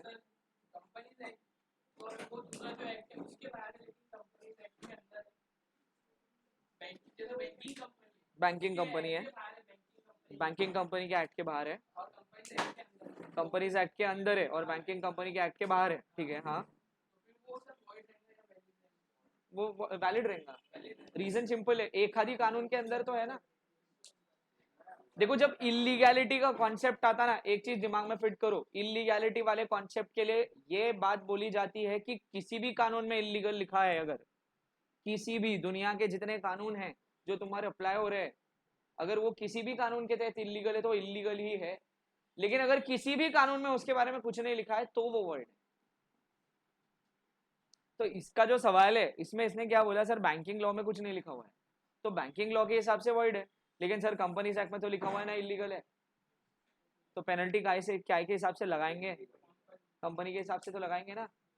अभी थोड़ी देर पहले भी एक एग्जांपल गया कि कॉन्ट्रैक्ट चैप्टर के हिसाब से वो सही है, लेकिन कंपनीज एक्ट के हिसाब से वो सही नहीं है। तो जब वॉइड हो तो वॉइड सारे लॉज के बाहर होना चाहिए, सारे। एक भी लॉ के तहत हो गया तो वो कंप्लीट वॉइड नहीं है। ठीक, इसका जवाब ये पॉइंट कि लिखना क्या है। तो तुम्हारे बुक्स में अल्ट्रा वायरस का डॉक्ट्रिन दिया हुआ है। डॉक्ट्रिन करीबन 1.5 पेज का है, करीबन 1.5 पेज का। निकालो, 1.5 पेज के अंदर एक केस स्टडी है एशबरी रेलवे कैरियज कंपनी वाली वर्सेस रिश, राइट। तो वो केस स्टडी को एक बार के लिए अभी साइड में रख दो। तो उतना पार्ट तो चला गया, उतना कंटेंट चला गया लिखने में से। रिश वाला केस स्टडी सिर्फ केस स्टडी का नाम लिख सकते हो आप, बाकी आपको कंटेंट नहीं लिखना है केस स्टडी में क्या हुआ था। तो फिर से सुनो, सवाल ये पूछा गया पेपर में कि explain the doctrine of ultra vires, बस इतना ही सवाल है। ठीक है, तो आपको क्या क्या लिखना है, क्योंकि ये सवाल 5 मार्क्स के लिए आता है, 4 to 5 मार्क्स के लिए कंपलसरी आता है। तो इसमें लिखना क्या, तो सबसे पहली लाइन ये होनी चाहिए कि अल्ट्रा वायरस का मतलब क्या है। तो the ultra vires act means beyond the powers, ये अल्ट्रा वायरस का मतलब होता है। फिर लिखने का ultra vires the MOA, ultra vires the AOA, ultra vires the company. Ultra vires the company जैसी वर्ड बोल दिया तो it means ultra vires the MOA and AOA. Such an act is not ratifiable, मतलब ऐसे actions रैटिफाइबल नहीं है। ये आपका दूसरा सेंटेंस हो गया। तीसरा सेंटेंस होना चाहिए आपका कि इस रेफरेंस में केस स्टडी यूज की गई है, that is Ashbury Railway Carriage Company versus Riche, जिसके अंदर अल्ट्रा वायरस डॉक्ट्रिन को यूज किया गया है और एक्सप्लेन किया गया है। तीसरी चीज कि अगर ऐसे वॉइड कॉन्ट्रैक्ट्स में किसी पर्सन ने कंपनी को कुछ पैसे दिए थे एडवांस में, किसी इंडिविजुअल ने कंपनी को कुछ पैसा प्रोवाइड किया था एडवांस मनी बोल के, और बाद में जाकर ये प्रूव हो रहा कि जो कंपनी और उस इंडिविजुअल के बीच में जो कॉन्ट्रैक्ट है वो वॉइड है, मतलब अल्ट्रा वायरस है, तो सर उस सिचुएशन में क्या किया जाए, पैसों का क्या होगा। कॉन्ट्रैक्ट तो सर वॉइड है, ये समझ गया हमको कि ना ही पर्सन एक्शन ले सकता ना ही कंपनी, कोई एक्शंस नहीं लिए जा सकते ऐसे कॉन्ट्रैक्ट पर। तो बोले सर पैसों का क्या होगा, क्या वो पैसे डूब गए उस इंडिविजुअल के या फिर वो पैसे उसको वापस मिलेंगे सर। तो कॉन्ट्रैक्ट चैप्टर के अनुसार अगेन पैसे वापस मिलने चाहिए, कंपनीज एक्ट के अनुसार पैसे वापस मिलेंगे, इसकी कोई गारंटी नहीं है सर। तो जब आप जाएंगे कोर्ट में वकील बन के तो आप क्या करेंगे अपने क्लाइंट के लिए, मैं यूज करूंगा इंडियन कॉन्ट्रैक्ट एक्ट 1872 के प्रोविजंस और उसको कॉन्ट्रैक्ट के तहत न्याय दिलाऊंगा पैसों को लेकर, क्योंकि कंपनीज एक्ट के तहत उसके लिए कोई न्याय नहीं है। क्योंकि कंपनीज एक्ट सीधा इतना ही बोलेगा अल्ट्रा वायरस एक्ट है, कुछ भी क्लेम नहीं होता, ना ही कंपनी रिस्पॉन्सिबल और ना ही ये। बोले हम किसी को सजा तो दे ही नहीं सकते, ना कंपनी को ना इस इंडिविजुअल को, सजा किसी को ही नहीं है बोले, लेकिन पैसों का भी हम कुछ बता नहीं सकते बोले कि क्या होगा। ये बात किसने बोली, कंपनीज एक्ट ने। लेकिन मैंने क्या बोला, मैं अपने क्लाइंट को कैसे बचाऊंगा, इंडियन कॉन्ट्रैक्ट एक्ट के हिसाब से मैं 1872 के प्रोविजंस यूज करूंगा और उस प्रोविजन का यूज करके मैं सीधा सीधा ये बोलूंगा वॉइड कॉन्ट्रैक्ट्स में दिए गए सारे एडवांसेस रिस्टोर हो जाने चाहिए as per rule of contracts. समझा क्या, समझ आया ना। वो यूज करेगा, लेकिन कोर्ट डिसीजन देगा कि बोले ठीक है कंपनीज एक्ट के हिसाब से कंपनी के ऊपर कोई लाइबिलिटी नहीं आएगी, मतलब company is not liable for the contract, मतलब इसको ब्रीच मान के कंपनी को पेनलाइज करेंगे, ऐसा कुछ नहीं होगा। बोले कंपनी की कहीं कोई गलती नहीं। जब ये स्टेटमेंट देगा ना कोर्ट, तभी वो कंस्ट्रक्टिव नोटिस यूज कर रहा। कोर्ट ये बोलेगा कि बोले देखो इन भाई साहब ने, मतलब वो इंडिविजुअल ने जो मेरा क्लाइंट है, बोले इन भाई साहब ने कंपनी के साथ कॉन्ट्रैक्ट किया बिना एमओए और एओए रीड किए। अगर ये रीड कर लेते तो कभी पैसे देते ही नहीं, कभी कॉन्ट्रैक्ट करने आते ही नहीं, क्योंकि इनको पता होता कि ये कंपनी के स्कोप के बाहर का कॉन्ट्रैक्ट है। लेकिन इन्होंने क्या किया, एमओए और एओए को सीधा इग्नोर किया जो कंपनी ने इजीली अवेलेबल करवाया था अंडर कंस्ट्रक्टिव नोटिस, स्टिल इन्होंने पढ़ना जरूरी नहीं समझा और कंपनी के साथ डील कर लिया। तो बोले अब ये जो बोल रहे हैं कि कंपनी के ऊपर क्लेम करूंगा, डैमेजेस देंगी, फलाना ढिमका, कुछ भी क्लेमेबल नहीं है। रीजन सिंपल है, कंस्ट्रक्टिव नोटिस का डॉक्ट्रिन अप्लाई होगा, इसकी जिम्मेदारी थी पढ़ना, इसने नहीं पढ़ा तो इसमें कंपनी की कोई लाइबिलिटी नहीं है, कंपनी को हम फ्री कर रहे। डॉक्ट्रिन ऑफ कंस्ट्रक्टिव नोटिस के तहत कंपनी किसी भी पैसों के लिए जिम्मेदार नहीं है, ना ही यहां पर कंपनी ने कोई फ्रॉड किया इसके साथ में, कुछ नहीं किया। बोले ये सब गलती बोले डील करने वाले की है, आउटसाइडर की है। समझ आई बात इतनी? फिर अब वो आउटसाइडर के जान पे तो आएंगी, बोले मेरे पैसों का क्या? कोर्ट एक ही जवाब देता, अल्ट्रा वायरस की क्लियर लाइंस है कि पैसे रिकवरेबल नहीं है, रिकवरेबल क्लेमेबल नहीं है। समझा क्या? ऐसा किसने बोला? Ultra vires. तो बोले सर ये तो नाइंसाफी है ना, मैं ऐसा अपने क्लाइंट के लिए बोलूंगा, सर देखो अभी ठीक है ना, गलती हो गई, ठीक है गलती हो गई, बोले सर गलती दोनों की भी है, तो आप किसी को सजा मत दो, हम एक्सपेक्ट नहीं कर रहे कि आप कंपनी के ऊपर कोई पेनल्टी लगाएंगे या बोर्ड ऑफ डायरेक्टर्स को जेल डालेंगे, ऐसा कुछ नहीं एक्सपेक्टेशन है हमारी। सर एटलीस्ट रिक्वेस्ट है कोर्ट से कि भाई हमको हमारे जो इतने पैसे दिए हुए थे एडवांस मनी वो रिफंड करवा दे। कोर्ट बोलेगा भैया लेकिन अभी तो बोला कंपनीज एक्ट के तहत रिफंडेबल नहीं है। फिर क्लाइंट जोश में, मतलब एडवोकेट जोश में आएगा, मैं अपने क्लाइंट के लिए, सर पहली चीज मान लिया कि ये कॉन्ट्रैक्ट नहीं है लेकिन ये अग्रीमेंट है, क्योंकि दोनों पार्टीज के बीच में अग्रीमेंट तो हुआ था और साइन हुई थी, तो अग्रीमेंट तो हुआ था सर, दो वर्ड अग्रीमेंट है लेकिन अग्रीमेंट है, कॉन्ट्रैक्ट चैप्टर के तहत ऐसे अग्रीमेंट्स के लिए प्रोविजन है। और प्रोविजन ये है सर कि जो भी एडवांस मनी कंपनी ने एक्सेप्ट किया है वो कंपनी को रिटर्न कर देना पड़ेगा पूरे तरीके से, सर बिना डैमेजेस के ही सही लेकिन पूरा पैसा रिटर्न करना कंपनी की जिम्मेदारी है as per Indian contract act 1872। बोल दिया, सेक्शन भी लगाएगा, सेक्शन चिपकाएगा, उसको बताएगा ऐसा ऐसा है, रिटर्न करना जिम्मेदारी है, बता दिया। कोर्ट बोले भाई बात तो सही है, पते की बात है बोले, क्योंकि देखो बोले पैसा तो एडवांस दिया है, पैसा रिटर्न करना पड़ेगा, किस बात का पैसा दिया है ये तो प्रूव ही नहीं हो रहा ना, हाँ तो पैसा तो वापस करना। तो फिर कोर्ट ऑर्डर निकालता वापस कंपनी के ऊपर, बोले कंपनी बाइज्जत बली है, ठीक है बाइज्जत बरी बोलते सॉरी, हाँ कंपनी को बाइज्जत बेल है, मतलब कंपनी के ऊपर कोई तरीके के कोई चार्जेस एप्लीकेबल नहीं है, मगर कंपनी ने जो पैसा रिसीव किया है वो कंपनी को इसको लौटा देना पड़ेगा। अब कंपनी मतलब बोर्ड ऑफ डायरेक्टर्स कंपनी वो बोलते ओ सर पैसा आया था कंपनी के करंट अकाउंट में जो हमने कर लिया यूज, सर पैसा का अभी है ही नहीं पैसा, अभी क्या करने का? कंपनी तो फिर कोर्ट बोलता कि आप इस व्यक्ति को, इंडिविजुअल को अपनी बुक्स में क्रेडिटर के नाम से रिकॉर्ड कर लो। किस नाम से? किस नाम से रिकॉर्ड करो? बोले क्रेडिटर के नाम से कर लो रिकॉर्ड।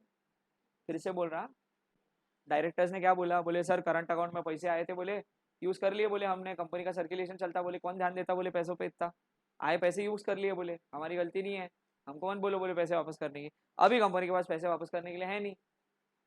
तो कोर्ट ने बोला बोले ठीक है ना, थोड़ा वक्त देते हैं आपको, हम समझ सकते हैं, वक्त दिया, लेकिन जब तक के वक्त ले रहे तब तक के इस पर्सन को अपनी बुक्स में क्रेडिटर के नाम से रिकॉर्ड कर लो, और जिस दिन आपको पैसे वापस आ जाएंगे तो पैसे इसको वापस कर देना। समझा क्या? पक्का? फिर मेरा क्लाइंट बीच में बोल पड़ा एकदम से ही, अरे बोले सर झूठ बोल रहे, इतनी बड़ी कंपनी, इनके खाते में पैसे पड़ी नहीं है क्या? 0 रुपीज है? क्या बातें कर रहे? बोले ये करोड़ों का कॉन्ट्रैक्ट करते, बोले मेरे 1 लाख रुपए नहीं दे सकते वापस? बोले कल ही चेक किया था इनका अकाउंट बैलेंस मैंने जाके बैंक से, 1 करोड़ रुपए पड़े, बोले झूठी बातें कर रहे। बोले कोर्ट देख रहा बोर्ड ऑफ डायरेक्टर्स को घूर के, बोले क्या झूठी बातें करते, बोले कोर्ट में शर्म आती तुमको है? अब हाँ गीता पे हाथ रख के झूठी कसम खा रहे बोले, हाँ। फिर ऐसी किसी बोर्ड ऑफ डायरेक्टर ने कमेंट किया बीच में, कसमें खाई जाती है तोड़ने के लिए। फिर कोर्ट गुस्से में आ गया, कोर्ट ने बोला चुपचाप इस व्यक्ति के पैसे वापस करो क्योंकि इस व्यक्ति के पैसे तुम्हारे अकाउंट में अभी अनयूज्ड पड़े हैं, अनयूज्ड पड़े हैं। समझ आया? तो पैसे वापस करना पड़ेगा। यहाँ तक का कंटेंट तो आना ही चाहिए। तो क्या क्या कंटेंट बना? अल्ट्रा वायरस का meaning beyond the pass, ultra vires the company beyond the pass of MOA and AOA. These contracts are void under the eyes of law because they are ultra vires, non ratifiable।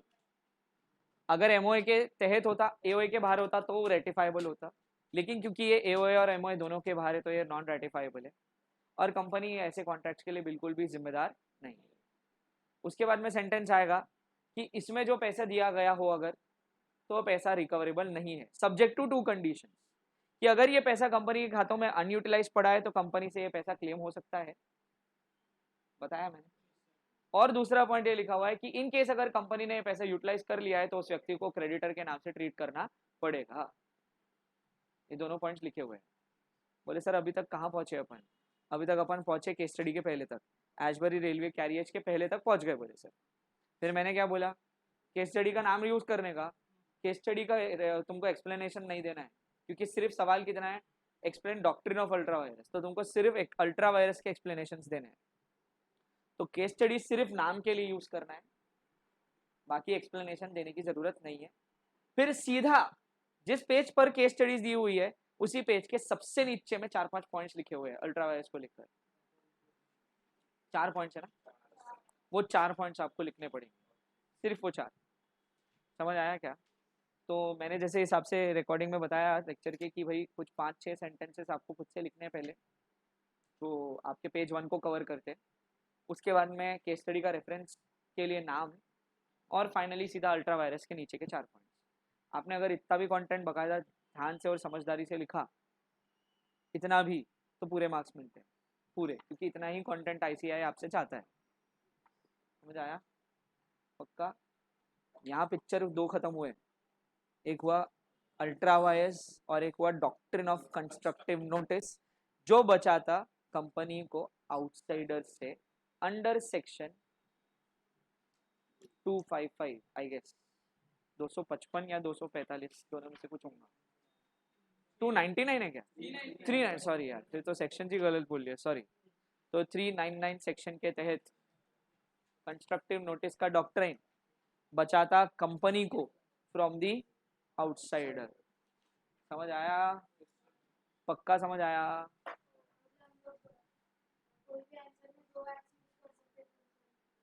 नहीं, तुम नहीं use कर सकते, वो मैंने सिर्फ explain करने के लिए बताया, क्योंकि तुम्हारा जो रीच है दिमाग का वो ये सोचता बेचारा पैसे देके भी फंस गया, कॉन्ट्रैक्ट भी परफॉर्म नहीं हुआ। हाँ ऑब्वियसली ये सारा कुछ कंपनीज एक्ट के तहत, उसमें लिखा हुआ है कंटेंट में। थ्योरी पढ़ेंगे ना जब अल्ट्रा वायरस की, तो उसके अंदर है ये सब लिखा हुआ जो मैंने बताया, लेकिन उसमें कॉन्ट्रैक्ट चैप्टर कहीं यूज नहीं है नाम। थ्योरी पूरी सेम टू सेम है जो मैंने बोली, लेकिन उसमें से सिर्फ एक ही चीज का चेंज रहेगा। मैंने तुमको इंडियन कॉन्ट्रैक्ट एक्ट 1872 नाम यूज करके स्टोरी में बताया, वहां पर ये कहीं नाम यूज नहीं है इंडियन कॉन्ट्रैक्ट एक्ट। वहां पर सीधा सीधा सिर्फ प्योरली ये लिखा हुआ है कि कंपनी के खाते में पैसे अगर पड़े तो रिफंड कर दो, और या तो फिर अगर पैसे यूज कर चुकी है कंपनी तो उसको क्रेडिटर ट्रीट करना पड़ेगा। दैट्स इट, खत्म। समझ आया? और ये भी लिखना पड़ेगा कि company is not liable for any such of damages because there is no breach of contract. Breach किया ही नहीं ना कभी कंपनी, कंस्ट्रक्टिव नोटिस कंपनी को बचा लेगा। समझ आया? पक्का? रीड करते ultra vires. Doctrine of ultra virus. Doctrine of ultra virus. The meaning of the term ultra virus is simply beyond the power. The legal phrase ultra virus is applicable only to acts done in excess of the legal powers of the doer. In excess of the legal powers of the doers. Huh?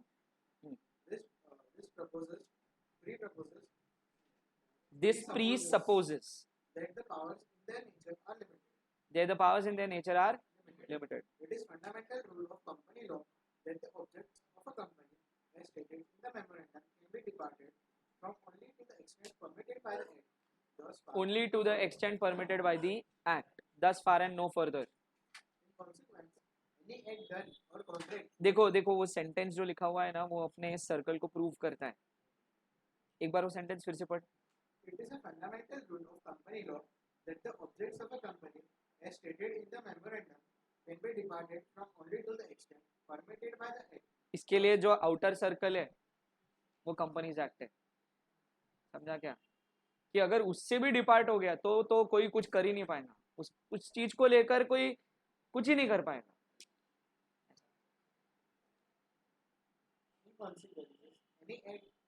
Any act done, ध्यान से पढ़ो. हाँ, मैं एक question करूंगा क्योंकि आखिरी में, तो बहुत ध्यान से पढ़ना. any act done or a contract made by the company which travels beyond the power not only of the directors but also of the company is wholly void and inoperative in law and is therefore not binding on the company. And therefore is not binding on the company.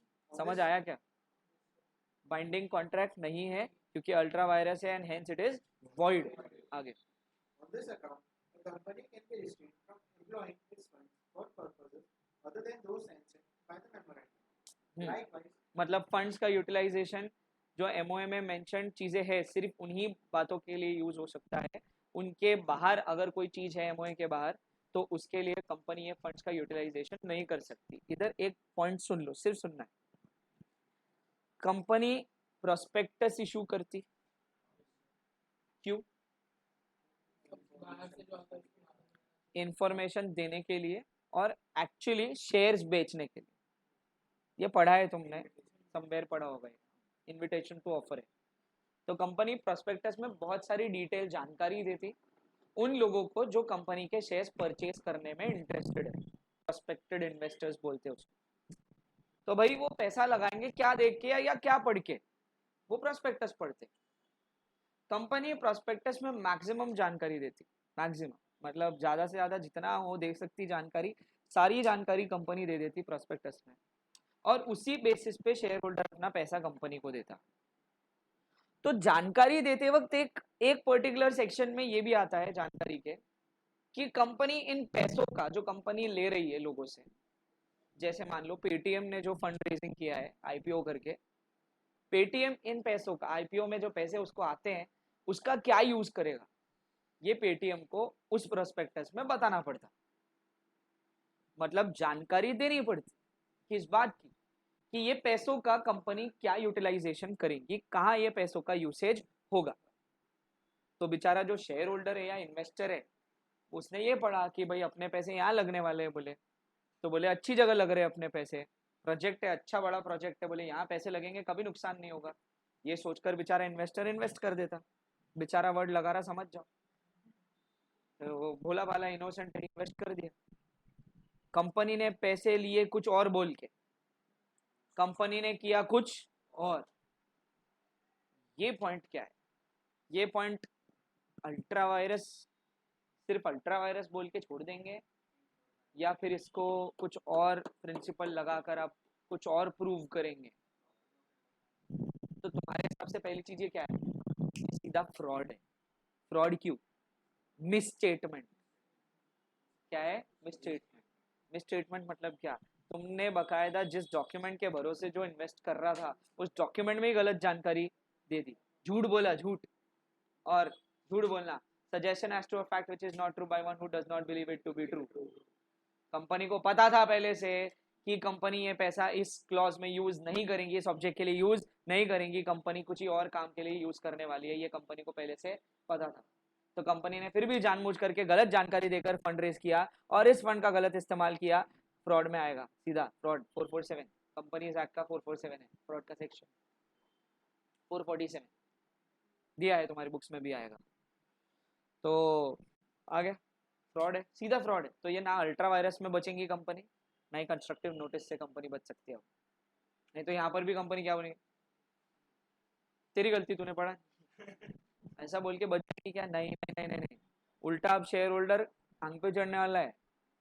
Share holder चढ़ के बोलेगा ओ भैया पहले सुन लो, आपने जो बोला था उसी वजह से पैसे दिए थे और आपने वही काम नहीं किया, तो इस बार आप अल्ट्रा वायरस लगाकर बच नहीं सकते गए बार की तरह. इस बार हम लगाएंगे इंडोर मैनेजमेंट. वो तुम्हारा प्रॉब्लम है. हमने पैसा यही देख के लगाया था और हम ऐसा मान के चल रहे थे कि ये पैसा इसी चीज के लिए यूज हो रहा, लेकिन हमको किसी एक अच्छे भले इंसान ने, भले डायरेक्टर ने, जो इंडिपेंडेंट डायरेक्टर है, उसने हमको ये जानकारी दी कि कंपनी गड़बड़ कर रही, और हमने ये क्लेम किया एनसीएलटी के पास जाकर कि ये कंपनी गड़बड़ कर रही, और हमको अब पता चल गया कि तुम गलत काम कर रहे हो। तो यहाँ पर दो प्रिंसिपल्स लगते हैं, lifting of corporate veil as well as indoor management. Sir lifting क्यों लगाया? लिफ्टिंग इसके लिए लगाया क्योंकि कंपनी झोल नहीं करती पैसों का, क्योंकि कंपनी कुछ कर ही नहीं सकती, आर्टिफिशियल है। तो बोले तुम क्या करेंगे, फ्रॉड का इल्जाम कंपनी पे डालेंगे, कंपनी पैसे भरेंगी, बात खत्म हो जाएंगी। लेकिन यहाँ पर तो आज भी आरोपी गरबा खेलने आ ही रहे मतलब आज भी आरोपी घूम ही रहे। आरोपी है कौन? बोर्ड ऑफ डायरेक्टर, बरोबर है कि नहीं? समझ आ रही बात? समझ आ गया ना, दिमाग में गया ये चीज? हाँ। बोले नहीं, बोले जस्टिस नहीं है, बोले ये जस्टिस मिलेगा इंडोर मैनेजमेंट के तहत।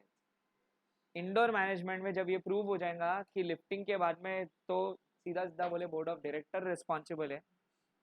पहले तो ये प्रूव कर दिया कि कंपनी के ऊपर जिम्मेदारी आएंगी इस बात की, इस पर्टिकुलर कॉन्ट्रैक्ट की।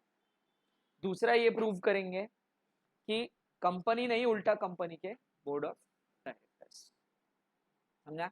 तो कंपनी के ऊपर जिम्मेदारी डालने के लिए आपने यूज किया प्रिंसिपल ऑफ इंडोर मैनेजमेंट, और डायरेक्टर्स को गिल्टी प्रूव करने के लिए आपने यूज किया लिफ्टिंग ऑफ कॉर्पोरेट। समझ आया क्या? क्योंकि इंडोर मैनेजमेंट से सिर्फ ये प्रूव होगा कि कंपनी जिम्मेदार है, तो डायरेक्टर तो अभी भी बच जाएंगे। क्यों? कंपनी लायबल हो जाएंगी। फ्रॉड किसके नाम पर आएगा? कंपनी के नाम पर। लेकिन आपको भी पता है और मेरे को भी पता है, बोले फ्रॉड किसने किया, तो बोले उनको कैसे लायबल ठहराएंगे? तो करो बोले लिफ्टिंग ऑफ कॉर्पोरेट व्हील, हटाओ बोले कंपनी का ये ढोंग वाला पर्दा, नाम हटाओ बोले। अब मालूम पड़ेगा कि कांच का गिलास किसने फोड़ा। बस रे, हमें समझ आया पक्का? छोटा सा एग्जाम्पल सुन लो, उसके बाद लेक्चर यहीं रोक देंगे अपन आज का। छोटा सा एग्जाम्पल है, केस है, सुन लो। केस है, कंपनी एमओए बनाती, एमओए में कंपनी 6 क्लॉजेस मेंशन करती है, 6 क्लॉजेस में से कंपनी का एक क्लॉज है ऑब्जेक्ट क्लॉज, जिस क्लॉज के लिए ये अल्ट्रा वायरस कंस्ट्रक्टिव नोटिस और इंडोर यूज होते हैं। ये क्लॉज की वजह से, ऑब्जेक्ट क्लॉज की वजह से ये सब कुछ। ऑब्जेक्ट क्लॉज में कंपनी ने मेंशन किया कि कंपनी क्लॉथ मैन्युफैक्चरिंग करती है। क्या करती है? कपड़ा मैन्युफैक्चरिंग करती है, टेक्सटाइल इंडस्ट्री है। शेयर होल्डर ने यही देखकर पैसा लगाया कि बोले कपड़े ऐसी चीज है जो कभी बंद नहीं होने वाले, तो बोले ये फ्यूचर है, बोले ऑब्वियसली ये आज भी है बिजनेस और ये कल भी चलने वाला है, ये कभी बंद नहीं होगा, ये यूनिवर्सल बिजनेस है, इसको कोई रिप्लेसमेंट नहीं। और रिप्लेसमेंट आया भी तो कपड़ा कपड़े को रिप्लेसमेंट करेगा, क्योंकि फैशन चेंज होगा बोले। तो इन्वेस्टर ने सारी बातें सोचकर इन्वेस्ट कर दिया। लेकिन कंपनी के पहले से इंटेंशंस क्या थे, ध्यान से सुनना। कंपनी के इंटेंशन थे, बोले कपड़ा बता के बोले पैसा लेंगे बोले, और ये पैसा शेयर बाजार में लगाएंगे। कहाँ लगाएंगे? हाँ, मतलब कंपनी करेंगी स्पेकुलेशन, ट्रेडिंग, सट्टेबाजारी। पैसा क्या बोल के लिया? कपड़े बनाएंगे बोले इस पैसों से, और ये पैसा कहाँ यूज कर रही? शेयर्स में ट्रेडिंग के लिए यूज कर रही। अभी समझ आया क्या? फ्रॉड है या अल्ट्रा वायरस है? फ्रॉड है। अभी समझा पक्का? अब एक और चीज, ये एक एग्जांपल खत्म। दूसरा, एमओए के ऑब्जेक्ट क्लॉज में कंपनी ने 2 ऑब्जेक्ट्स मेंशन किए हुए। कितने? 2। एक कि शुरुआत कंपनी की होगी ट्रेडिंग से, मतलब कंपनी रेडीमेड गारमेंट्स के स्टोर्स लगाएंगी। स्टोर्स मतलब कंपनी बकायदा अच्छे शोरूम्स बनाएंगी, और उसमें कंपनी कपड़ा बेचेंगी, सिर्फ बनाएंगी नहीं। और दूसरा ऑब्जेक्ट लिखा हुआ है कंपनी ने कि थोड़े दिन बाद कंपनी मैन्युफैक्चरिंग भी चालू कर देंगी खुद का। बोले सर ये पहले से क्यों मौजूद कर दिया? बोले सर पहले से मेंशनिंग क्यों किया? बोले सर बार बार एमओए बनाने का खर्चा लगता ना, तो एमओए में एक ही बार में सब कुछ लिख दिया। जब फ्यूचर में सोच लिया है कि ऐसा करना है, इंडस्ट्री डालनी है मैन्युफैक्चरिंग की, तो आज से क्यों नहीं डाल दो वो क्लॉज? तो कंपनी ने मेंशन किया है एमओए में, पहला ऑब्जेक्ट ट्रेडिंग इन गारमेंट्स, और दूसरा ऑब्जेक्ट मैन्युफैक्चरिंग ऑफ गारमेंट्स। समझा? मेंशन किया। फिर कंपनी ने बनाया पैरेलली एओए। एओए के अंदर कंपनी ने एक्टिव ऑब्जेक्ट नाम का एक क्लॉज लिखा और उसके अंदर कंपनी ने लिखा ट्रेडिंग ऑफ रेडीमेड गारमेंट्स। ये समझा? ट्रेडिंग ऑफ रेडीमेड गारमेंट्स, ये कहाँ लिखा? Active object under AOA। और कंपनी ने यही MOA और AOA सबको बांट दिया, सारे इन्वेस्टर्स को बांटा। सभी इन्वेस्टर्स ने यही पढ़ के सबने इन्वेस्टमेंट कर दिया। ठीक है, क्या पढ़ा? बोले सर AOA पढ़ा, AOA में लिखा हुआ है ट्रेडिंग, वो देख के इन्वेस्ट कर दिया। बोले कि ट्रेडिंग बिजनेस है, कभी नुकसान में तो जाएगा नहीं, कुछ हुआ भी तो पूरे पैसे आ ही जाएंगे वापस, मुद्दल तो आ ही जाएंगी वापस। बोले चलो करो इन्वेस्ट, कर दिया इन्वेस्ट। इन्वेस्टमेंट करने के बाद थोड़े ही दिन बाद कंपनी ने डायरेक्टली कपड़ा मैन्युफैक्चरिंग चालू कर दिया। क्या कर दिया? डायरेक्ट मैन्युफैक्चरिंग चालू कर दिया कपड़े का। शेयर होल्डर्स बोले, खबर फैली गांव में, बोले अरे बोले कपड़ा बनाना चालू कर दिया बोले अपने पैसों से। तो शेयर होल्डर आ गए पैसे वापस मांगने, बोले पैसा वापस करो। बोले आपने गलत किया, हमारे साथ फ्रॉड है। बोले ये तुम बताओ फ्रॉड है क्या, रीजन बताओ। बोले सर ये सिर्फ अल्ट्रा वायरस है AOA के, MOA में तो क्लियरली कंपनी ने लिखा हुआ था पहले से कि कंपनी मैन्युफैक्चर शुरू करेंगी। बोले सर कंपनी ने मिस्टेक की है। सर मिस्टेक कितनी है? मिस्टेक सिर्फ इतनी है कि कंपनी ने AOA में एक्टिवेट कर देना था मैन्युफैक्चरिंग वाले ऑब्जेक्ट को। सर क्या इसके लिए कंपनी को पेनल्टी भरनी पड़ेगी? नहीं, बिल्कुल नहीं, बिल्कुल भी नहीं। कंपनी को सिर्फ करना पड़ेगा AGM बुलाकर स्पेशल रेजोल्यूशन पास करवाएंगे सारे शेयर होल्डर्स से और AOA में कर देंगे चेंज और AOA में लिख देंगे बकायदा कि मैन्युफैक्चरिंग ऑफ रेडीमेड गारमेंट्स। बोले सलट जाएगा पुराना कॉन्ट्रैक्ट? बिल्कुल सर, पुराना भी रेटिफाई हो जाएगा और नया तो होंगे ही, ऑब्वियसली नए जितने भी होंगे अब उसके बाद होंगे, तो नए तो वैलिड ही है। सर जो पुराना इसके पहले किया, रेटिफाई करने के पहले किया था जो कॉन्ट्रैक्ट आपने, वो वैलिड होगा क्या? हाँ हो गया, वैलिडेट हो गया। रीजन एक ही है, MOA में लिखा हुआ था। तो कंपनी ने फ्रॉड नहीं किया है, कंपनी ने सिर्फ गलती की है, मिस्टेकन है कंपनी थोड़ी सी, वो भी कोई बहुत बड़ी मिस्टेक नहीं है, क्योंकि कंपनी ने बकायदा सबसे बड़े डॉक्यूमेंट में ऑब्जेक्ट क्लॉज में क्लियरली मेंशन किया था कि company manufacturing of readymade garments कर सकती है। तो यहाँ फ्रॉड नहीं है, यहाँ पर अल्ट्रा वायरस द AOA है but intra virus the MOA है, जिसके लिए कंपनी जिम्मेदार नहीं है। अब बोलते हैं तो कुछ नहीं होता, तो कुछ कोई लाइबिलिटी आती नहीं, कभी नहीं। तो एक बात समझ, शब्दों का यूज रहता, एक लॉयर का काम एक्चुअली वकीली करना नहीं है। वो लॉयर का काम क्या है मालूम है क्या? कि प्रेजेंट जितने वर्ड्स है उसके साथ खेलना होता है। तो वो कितने वर्ड्स यूज करेंगे कंपनी को बचाने के लिए? कि कंपनी के लिए वो ये बोलेंगे कि जैसे शेयर होल्डर बोलेंगे कि 10 साल बाद में कंपनी ने मैन्युफैक्चरिंग चालू नहीं किया, जबकि कंपनी इतने पैसे बना रही, तो भी नहीं किया कंपनी ने चालू, जबकि कंपनी ने मेंशन किया था MOA में। बोलेगा शेयर होल्डर ऐसा? तो तब कंपनी को बचाने के लिए उसका वकील ये यूज करेगा। पॉइंट, कंपनी ने लिखा था इन फ्यूचर, कंपनी ने कहीं बताया नहीं था कि कब, और ना ही कंपनी ने AOA में इस ऑब्जेक्ट को एक्टिवेटेड बताया था। समझ आया क्या? बस ये ऐसे पॉइंट्स का यूज करता है लॉयर। समझा? पक्का समझा? क्लियर है? ठीक है, आज का लेक्चर यही रोकते हैं।